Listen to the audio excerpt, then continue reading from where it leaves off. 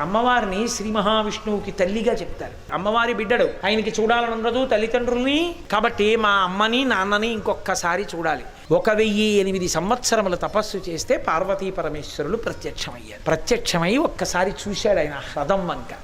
చూసి, అబ్బా ఎంత కష్టపడి తవ్వావో ఈ పుష్కరిణి, నా కోసం ఎంత భక్తితో తవ్వావు, ఈ కాశీక్షేత్రంలో నీ పేరు మీద ఒక తీర్థం ఉండాలని, ఒక హ్రదం ఉండాలని తవ్వావా? పరమశివుడు అక్కడ నిలబడి ఒడ్డున ఇంత కష్టపడ్డావో అని సంతోషపడిపోతూ ఆయన భుజం మీద చెయ్యేసి ఇలా ఇలా అంటుంటే, త్రినేత్రుని దక్షిణశ్రుతి మణికర్ణిక పరమశివుని యొక్క కుడి చెవికి పెట్టుకున్నటువంటి కర్ణాభరణం జారి అందులో పడితే ఒంటి చెవి ఆభరణంతో ఆయన నిలబడ్డాడు పరమేశ్వరుడు.